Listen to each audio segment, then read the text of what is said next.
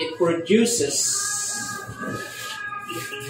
at saging sa Bible, perseverance. Tapos parang sa ano, maragam na ako. Ano sa perseverance?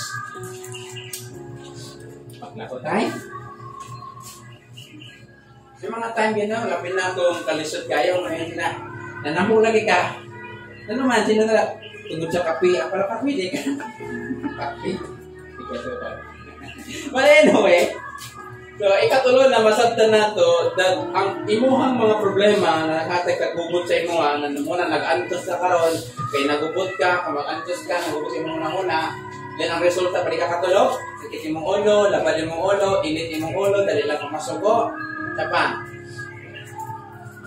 Unod kaya ang resulta, wala kay tulog. Nanong kay tulog? Kaya nagubot imong utok. But, kung nagubot ang imong utok, kasi nagapalay ka sa pangalagad sa Ginoo, pwede mo resulta kini, mo develop ang imong karakter. Kaya may mga times mo kinabuhi na mubukod pa, kailog. Then may mga tao, pinapasok ka. Yung Lord, pabalik-balik na naman eh. Na ginabalik-balik man nila ginatantog yun ang imuhang personality. Kaya na ay nakita ang Ginoo na kailangan niyo i-develop na karakter. Pinagkitawag na ito, perseverance. Na kaya mo sa pasensyahan, kaya mo magpailog sa iyahang batasan na pareha mo doon, di mo kasabot-bot. Bisan pa tag-iya. So, importante sa pagserve to kay Lord, matupad sa Romans chapter 5 verse 3, and not only that, but we also glory and tribulation. Tingnan ni Paul, magkalipay ta sa mga kagubot, knowing, kana kung nakahibalo ka, tingnan sa verse is knowing. Sa word, know. Iwan niya is know. Nakibalaan na to. Nakibalo ko kita sa purpose sa itong mga tao. We blame others. We blame ang kalisod. We blame ang atong trabaho, ang upan, whatever they have. Or what a kabalo na ay karakter na to sa ipa-develop ang Ginoo. I remember when I was in medical school, so na-share naman ko ng torment. May mga time na gusto na ko mag-give up, gusto na ko mag-exit, hindi na ko kaya ang kagutom ko 4 years. Ako, Lord, enough na. Wala ko ng eskwela para magpapas mo. What do we mind mo? Wala ko yung sponsor, wala yung supporters. Ako nga kauban, magkaon ng ilang sudan, dito manok, di igil mangungit. Bye. Na-adreo. Naunsan naman eh. Lahi itong 2 years na ako, na isa lang magluto.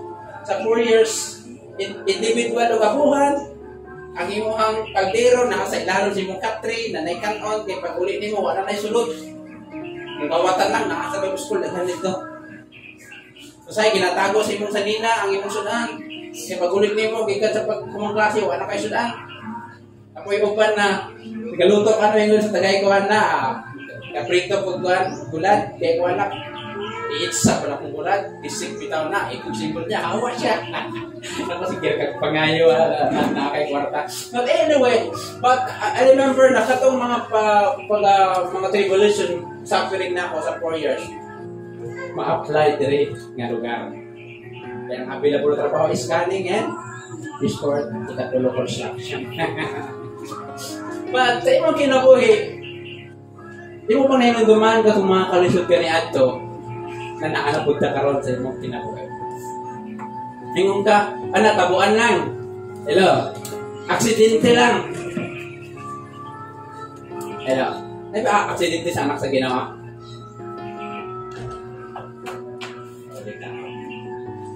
So, always remember na nanong i-allow ang tribulation according sa Romans chapter 5 verse 3 to develop our character. Ay gusto sa Ginoo, Romans chapter 8:29, maging pareho ta sa iyang anak. Napis sa ingon sa mga katawan, Diyos magkaana siya. Nanong di sa munawag sa cross, tingin ni Jesus, tungkol na sa pailog, Father, forgive them, for they don't know what they do. Ikaw o ako to sa ibutang dito kasi mo kay gawas ako country human jud mo. Na naman Pero ang purpose niya ay sa mga kagubot na yung mga develop your character. Kung wala kay perseverance sa trabaho ni ka kalahotan. Hello. Sa kalisod, di ka kalahotan. Ano sa pa? Mag-eskwela. Hello, mga kabataan, bayan na kayong dala ninyo. Tayaw-yaw. Wala kay perseverance, di ka kalahotan. Yaw-yaw, bunta, kuntuhakon. Para asa dyan yaw-yaw nila. Para man sa imo ha. Para pag dako ni mo, kabalo lang ka. Kabalo na ko manggugat, kabalo na ko manglabak, kabalo na ko manilhig. Hello. Agwanta ka lang, kaya di mag-obey o limundag pangasama. But always remember the 3 benefits of suffering to develop your character. Importante kayo ang characteristic. Ang produce din ang character nimo, mahimo na nimo ng behavior. Mahimo na nimo action. Then, kung mahimo nimong behavior, mahimo nimong attitude, mahimong mentality. Yung attitude is the mentality of the mind. Imo ang mental condition sa imong pangunauna mo na imong attitude. Importante ma-develop ang karakter para pag imo ang lihok, makita na nakakay paglago tayo. Next, Acts and chapter 8.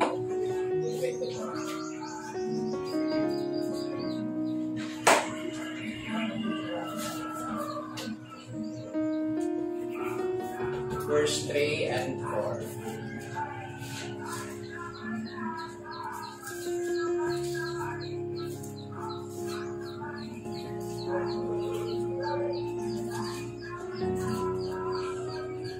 Acts chapter 8, 3 and 4.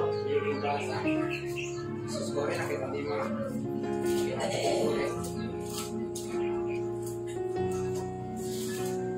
Acts chapter 8.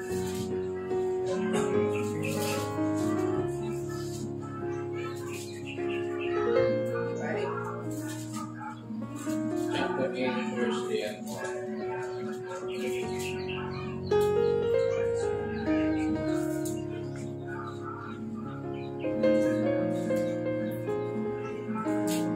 As for Saul, he made havoc of the church, entering every house and dragging off men and women, committing them to prison.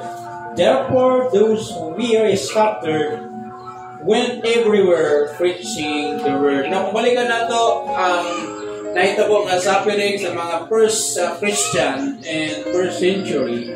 Ang mga disciple, ipang persecute sila, muna ang ilahang tribulation, nag-aantos sila tungod napahilayo sila silang pamilya para lang i-save ang ilang mga kinabuhi. Then, ang bunga niya ito, nahimo silang malasigon sa pag-spread sa Ebanghelyo to make us jealous.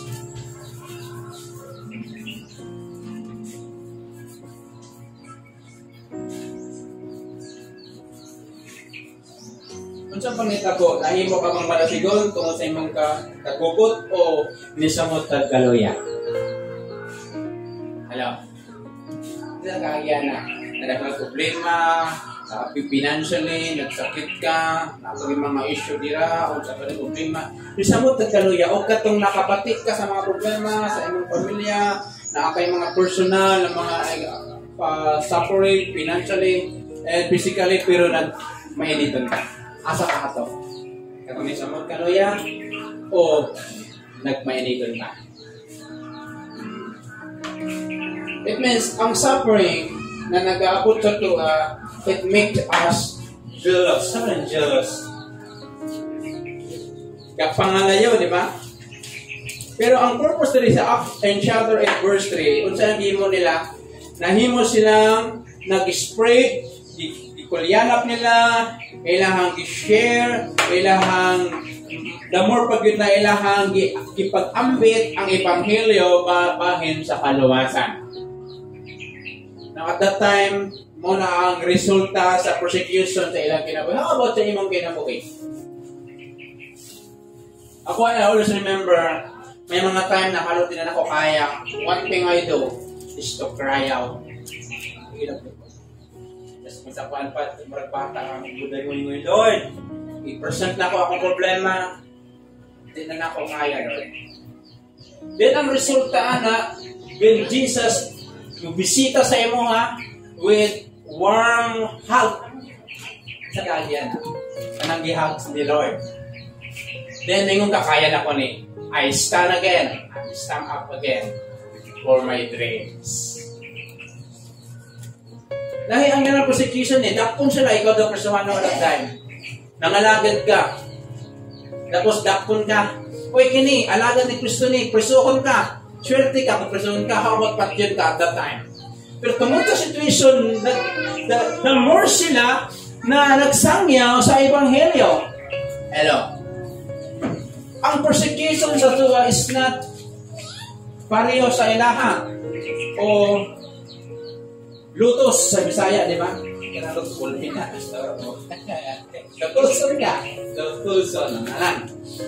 Tungkol sa persecution sa ilaha, nahimo silang jealous sa pagwali sa Ebanghelyo. Atawa is we are now in the democratic country. Tama ba? Naatay freedom rin. Usahay, patuhod rata kayo sa bukan din. Pero wala tagi-akusar against the law. Na kumato ko sa India, even mag-pray ka sa usa ka taong may sakit, dili pwede. Mga lentas karon, pag-pray mo, itugan ka sa authority, pagkahapon, usasan ka. Isa matagwin niya. Muna ang reality dito. Sa panahon sa mga disciple, yan nag-start pa lang ang ilahang pagpangalagat sa Ginoo, dinalutos sila. Then ang resulta, the more sila nagmainiton sa pag-share sa gospel. Sa ikaw nagilutos, ang ato is mga kalisod. Diba? Gamay lang mga issue na. Kasagaran dyan sa problema na ito is kalisod. So wala doon. Nakapin na lang mga istorya diha. Pero, asa din ka matandog. Sabi na, wala ipot ako na yung mga anak. Wala pang bayad sa eskwelahan. Wala pang masahe. Mag-umisa man ka. Are you jealous gihapon? O, Lord, mag-umisa naman yun. Hindi na ko mga lagad. So, sa pag-ingon-ingon ka mga lagad, kumusta? Ang imong pinabuhi. Na-provide ba pamasahe ng mga anak? Nag-ayuhan ba yung kinabuhi? Kaya surrender ka. Ang imong sa yawa, taptapan niya ang imong mata. Then, tingala na lang ka na yusamot ng coerce ang imong pamalantaw sa pagpamalagay sa Diyos. So, importante, Ibson, ano ang purpose? Like the disciple in chapter 8, verse 2-4, grabe, persecute, preso sila, didakop sila, dibunalan, unsa pa nila mga tanan na pagbibiyay. But ang resulta, we are more jealous to share the gospel. Sa tuwa, we are blessed, wala ka sa India, wala ka sa China na bawal ang pangalagat. Wala ka sa Africa. I remember, bago lang 70 people, ipot lang ulo, then ang ilang church, gigubak. Kinsa man to sila? They are believing in the Lord Jesus Christ. Kung man ang makapaluya sa tuwa, as I said kanina, kining gitawag nato na kalisanan. Ayan. So, in order to understand the benefit of suffering, kaibalo ang Ginoo na naaka sa situation na halos gamay na lang na murag kan pag muraguman na naigunat. Gamay na lang maputol. Like Peter, usa ka mangingisda na experts, pero may ingon pa, Lord, save me, nakalimot sa kanya lang yun. Kaya mga time, no? Kalimot na anak sa Ginoo. Na-blinded na ito sa kapalibasa, kagool, kasamo, pain, gawa sa pain sa heart, napay pain sa physically, nausan ni Lord. Then, ang good things lang, God is on the rescue. When you decide to stand in your faith, the result, He will make you jealous. Last verse, Job 23, verse 10.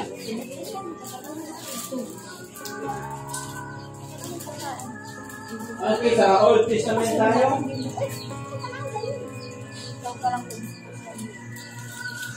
Job.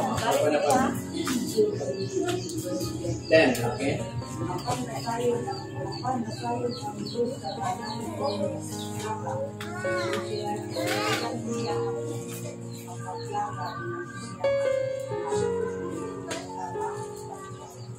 Kaya pa na ito na-isulti na isisulayan niya ako o mura kayo na talo tama na mga problema na hindi na ako kaya. Ben si Joe, isisulayan mo ako magawa sa kong kapon. It helps to remove.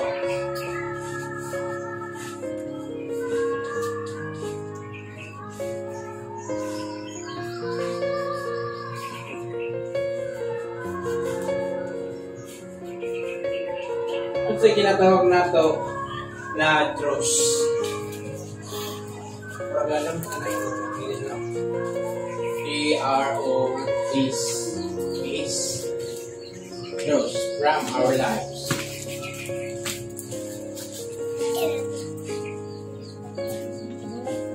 Dross grass. What pa na? Dross grass. Dross. Sa ba na siya? To remove, it helps to remove dross from our lives. Kung bakal pa, igamitan niyo mo o gitan para makuha ang mga taya o mga kalawang. So, how about sa itong ginamuna, may mga kalawang ka mga ginamit ng taya. Now, look at this sa ingon ni Job 23 verse 10. But he knows the way that I take. When he was tested me, I shall comfort as gold. So, ang ginahimo sa gold para maggawas sa na sinuod na gold, ginapaagi sa fire. Palayo.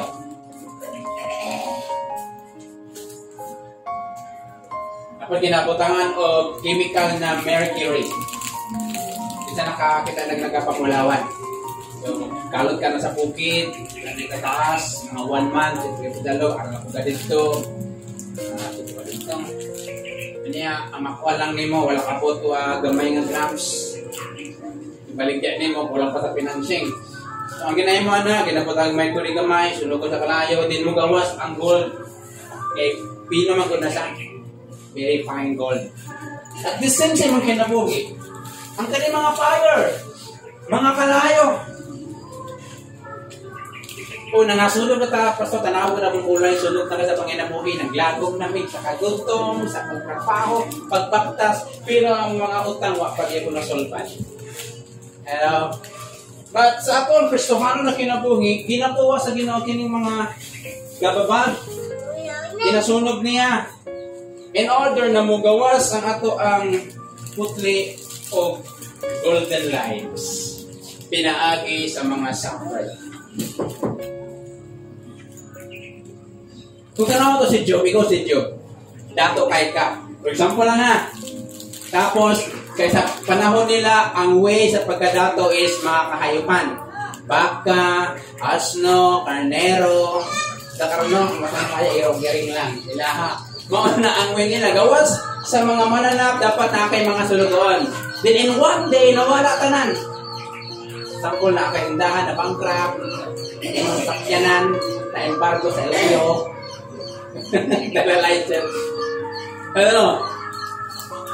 Ang imong anak, na-suspended, sinangaway, tungan pag-yutanan. Saan may tabo sa imo ha? Pagwal pa kasi mong balay? Hey, Job! Ang tapos ang kinapogi. Although, it's not the plan of God. Ang yawa man ko, dili gusto manipayon ka eh. Dili gusto ng yawa na magharuhay ka. Nakaibalo ang Diyos sa karakter ni Job. That's why, ang request sa yawa, waara ko niya tanan, tanaw na to kung mga lagad pa na. Manong, wala kang ipadagang mga grabing problema kay kabalo ang Ginoo. Pag masubraan ka, wala na karon. Sabi na kay anak, wala mo yung agon, tanaw na to mga susunod. Pero ang Ginoo is very good. God is good. Kay kabalo sa hantod asa imong kaya. Hantod asa imong limitation. That's why ang problema nimo naabot mo kulang pa na. Wala lang gibubukanan kaya kay palo ang Ginoo na dili mo kaya. Kung niabot sa imuha na, it means kaya nimo na. Hello. Inay mong katupad, kaya nimo na. financially man na, physically man na, problema man sa palimanay. Kaya mo yan. That's why God allowed the suffering and tribulation to remove ang mga dirt, ang mga kalawang, o ang mga maskara sa aking mga kinabuhi. Kaya, unsa nito ko kay Job? Twice, dibalik tanan ang iyahang mga pagkabuta. Ang iyang mga anak, dibalik. Din the Bible describe, walay laing pinakagwapa. Sa ilang panahon ka, pinakagwapa, no? Patuloy na kaanak. Then, daghan ang makakilala sa Ginoo tungod sa nagian ni Job, daghan ang makabati, na grabing gihimo sa Ginoo. Ano ba si mong kinabuhi? Kabalo ba kayo mong problema? One day, mahiyon na mong testimony? May nga tayo, hindi mga alagat. Kaya bisa na yung problema, na-isolate yan. Alam, wala ang Ginoo. Gusto ko malipat ang dapat ng kadalanan, no? Sakot diha ang kanaan dito. Kami imagine. That's why walay nag-abot sa imuha na walay katuyuan. Romans 8:28, all things work together for our good.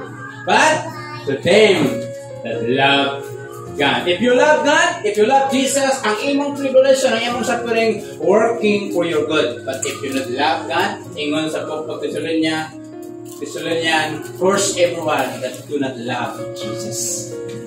But everyone is on. Balik ko na ako.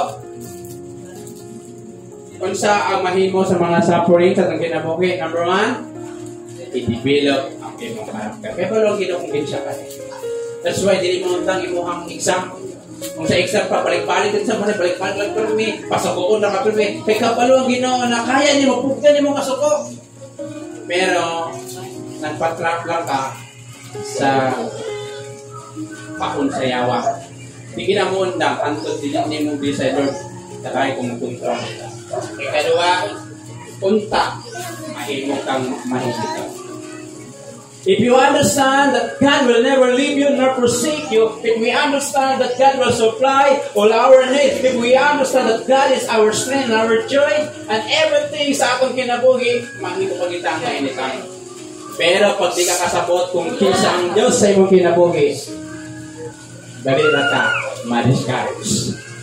And last, kinakuha sa ginulay sa kakahoy, kinapuningan, para mo sa mod o daghang bunga. Kung may gikuha man Ginoo sa imong kinabuhi, sa ako kinabuhi. So, it means, sabat ko sila. Mga single life, no? Or ka na, so nawala sa imong aron. Sabi nang nawala sa tuwa. Nawala imong budget. Nawala imong kasing-kasing. Nawala yung mga plano, naluya na ka, mga pangandoy ni mga mura nag-ipat na ka. May purpose ng kailan mo na yung uling kanto ni Gonzaga. God destroy our plan because plans destroys us. Our plans destroy us.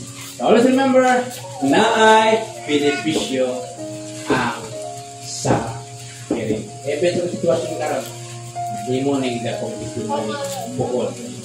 Next generation. Any question? Naman tayo mga personal experiences. Even sa imong kagalingon, kakayang ka maodihay. Kaya mubo kong pasensya, dali kong masubok maodihay. Kapalik-balikon kung anong problema. Ang maodihay na yung mga problema para magmainiton pa nila ko sa Ginoo. Ay mo naging tanggal, kibaba, mo naging kuha di ay, mawala sa pangalagat. Sakit na nung bako ng imong ginagigugman mo. Lab ni mo cellphone mo. Ano ba yun? Kapatulog ko ba? Kaya ko. Lab ni mo siya. Niya. Pinagi siya. Mawala mo sa pagpangalaga. Bigo ako. Therefore, patang ginawa. Trust.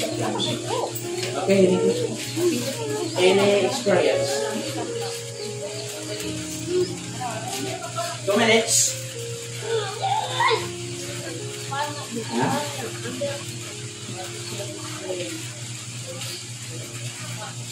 Ako I remember, basta ay dili man sa iyo no, anong paangkat partner.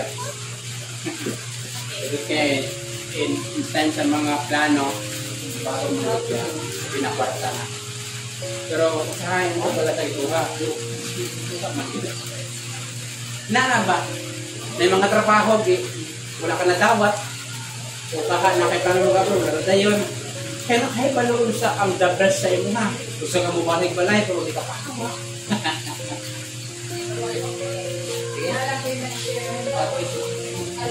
Share your thoughts.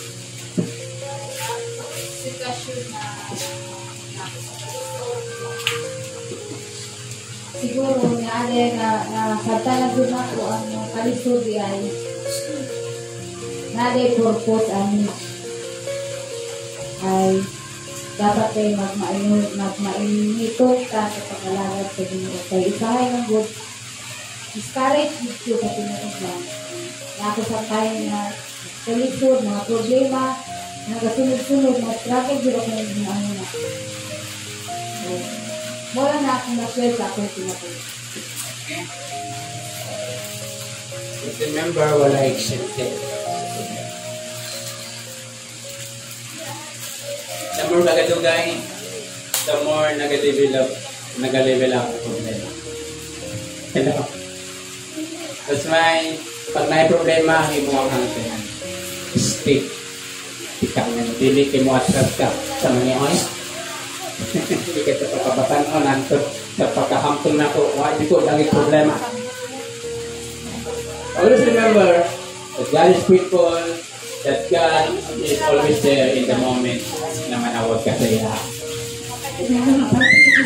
Ilaki sa Ginoo. Isulti Lord, walang problema. Namproblema dito pinantin, namproblema dito pagkakating, namproblema dito sa mga anak Lord. Kaya wak na, di na matulog, sige nag-cellphone. Sa padiha. Tell it to Jesus. 1 Peter 5:7. Kung na may kanta na, tell it to Jesus. O, di ba?